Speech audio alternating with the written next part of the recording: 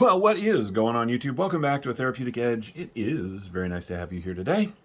Women Carry Knives is holding her corner of the couch down. Say hi, dear. Hi, dear. Very nice. In the last month or so, I have had a real resurgence of interest in Todd Begg knives. And we'll get to this is the 3/4 Kwaiken. We'll get to this in a minute.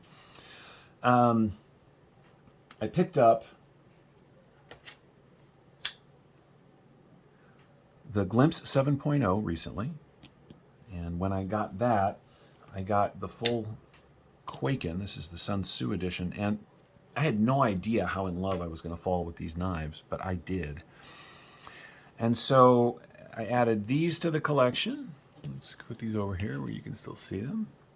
And then recently, I added a mid-tech Glimpse, which makes me really happy. This is very cool. And then a prototype MIG Civilian, which I am still sort of gathering information on. Whereas all these are titanium, this is steel liners, and I think it's CPM 154 or 154 CM blade steel. I'm not 100% sure. The eventual version of this that did drop, was in 154 CM. But this one being a proto, I'm not 100% sure, so I'm still kind of poking around. So my Todd Beggening has continued to grow, and I recently, in fact, just a couple of days ago, re-added a Steelcraft Field Marshal to the collection. I loved this knife the first time I had it. I let it go for a lot of various reasons. They are, of course, very hard to find now. And so when this one came up for trade at a recent knife club thing I was at, I was like, yep, let's do that. So, yeah, there's some Todd Begg stuff going on here. Let's put all the ones that aren't directly related to the 3/4 Kwaiken away. I think I'm going to do a video about all these, sort of all at once, just because it's where my head's at right now. This thing is amazing. Anyway, okay, so the 3/4 Kwaiken is cleverly named because it is 3/4 the size of the full-size Kwaiken, which both of these are factory versions of his custom work. I can't afford his custom work, as I may have mentioned, so here we are. When I got these, I'm going to bring this one back just again. I was sure that the Glimpse was going to be my favorite of the two, and I love this knife. Interestingly enough, this one is made by We Knives 7 or 8 years ago, and this one is made by Riot. This one is also made by Riot. But what happened was, despite what I initially thought, the really sort of simple elegance in design, like the way these things are made, shaped is the word I'm looking for, I fell in love with the Kwaiken. I really did. This totally neutral handle is comfortable no matter how you hold it. The blade, although thin, has a really nice edge to it, and it's got tons of belly. It makes for an excellent EDC tool. So when I was at a gun show recently and my buddy Chris had one of these, I said, yep, I'll take that. Now, you guys know I'm a big knife guy, but even the 3/4 is not what I would call a small knife. And again, with this neutral handle, both of them, no matter how you hold them, are exceptionally comfortable. And this big old pocket clip, which by today's standards is sort of bulky and odd looking, doesn't give, at least for my hands, creates no hot spots for me. So both of these have rapidly become favorite sort of grab and go EDC tools because first, they're just cool looking to me. You don't have to agree, that's fine, but I think they're very cool looking. And second, they do everything I want a knife to do, and they do it really well. So let's put the full size away and focus on the 3/4 Kwaiken. Again, this is made by Riot, as I mentioned. It is, as its larger brother is, a titanium frame lock running on IKBS bearings. There's the little symbol right there. The Steelcraft stuff is on loose IKBS bearings. I have hesitant to take these apart because of that, because I have lost a bearing doing that once, so I'm not going to take this one apart to find out if they are caged or if they are the free-floating bearings like in the Steelcraft edition. I'm not sure. like these other Steelcraft. I mean, these are all Steelcraft, but anyway, you get where I'm going with this. I'm not sure. Let's see. You get this lovely milling with the holes in it, which is sort of his look. This one has got inlaid carbon fiber that is just really well done. Now this one is a few years old. There's a little bit of a rough spot right here. As a knife user, I don't care at all. As a knife collector, I'm aware of it. I sort of wish it wasn't there, but hey. The blade is S35VN. Again, with this trailing point or Persian style blade, it is really useful for most of my EDC applications and also very pokey, should I ever need to do that. The Kwaiken knives have a lanyard ring, basically, on the back of their really nice back spacers, which I think is cool. So it's back here if you need it. It doesn't interfere with anything if you don't. If you're going to put a lanyard spot on a knife, this is a fantastic way to do it so that it's not in the way. The action on this one is very good. Now the blade is kind of light, but it still just wiggles closed. I really like this knife. These are about 400 bucks.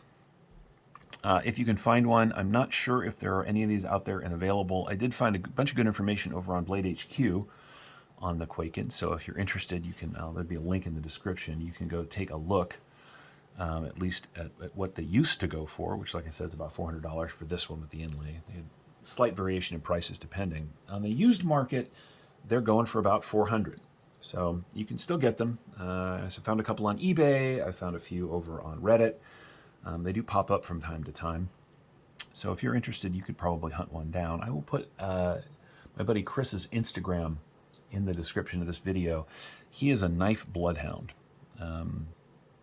So if you're interested in finding a knife or any one of the many excellent knives he has, go over and hit up his Instagram page and he'll either put you in touch with the right knife or have something you like. And he's a rarity in the knife moving business. He's honest, so he's good to work with. Okay, let's get the specs out of the way now that I've rambled on for a while. You get 3 1/4 inches of cutting on 3 1/2 inches of S35VN. The grip area from behind that flipper is a full 4 inches to here. Now it does round up back at the heel a little bit, so if you're holding it this way, that settles into the palm, at least on my hands, really nicely. Knife overall, from tip to tail, is coming in at just, it's 8 inches, 8 inches of knife, but with this lanyard spot, we're coming in at 8 1/4. So the 3/4 is a full-size knife. As I said, the full size is 9 inches, right? So I love these things. Closed length, on this guy is, with that lanyard tube, we're coming in at just 1, 2, 3, 4, 5 inches. And the closed profile, even with these blade stop and sort of flippers, we're still coming in at just 1 1/4 inches. So this is a really nice carry. Let's do some size comparisons with knives you may be a little more familiar with. Let's line that up. Here it is against the Hogue Deca. And in case you're not familiar with the Deca, here it is against the Bug Out. As you can see, 3/4 Kwaiken is considerably larger than both of these, but not in a beastly way. It's just a bigger knife. Here it is against the full-size Reptilian. This, of course, is the sheep's foot edition. And as you can see, they are very similar in length. But I will say, because of the design of the Kwaiken, this is actually a nicer carry. And finally, here it is against the 940, or in this case, the 943, because I love this knife and I feel like showing it off today. So there you go. So the 3/4 Kwaiken is a full-size knife, even though it is smaller than its big brother. This is just an excellent carry. I really hope that Todd, and whatever he's doing out there, finds a way to bring his stuff back to life for everybody. He's still making custom stuff, and unfortunately Todd Begg Knives is being run by his... Anyway, there's a thing going on there, so there are still Todd Begg Knives coming out, but he's not really attached anymore. At least that's my understanding. If you guys know better, let me know. It would make me really happy, however, if we could get stuff like this back. Stuff like the 3/4 Kwaiken, stuff like the Glimpse, you know, the Field Marshal. Right now, particularly with companies like, you know, like Kaiser and We in many ways, and a bunch of other companies, there's a whole lot of obvious like financial reality getting in the way of some of the knives they're making.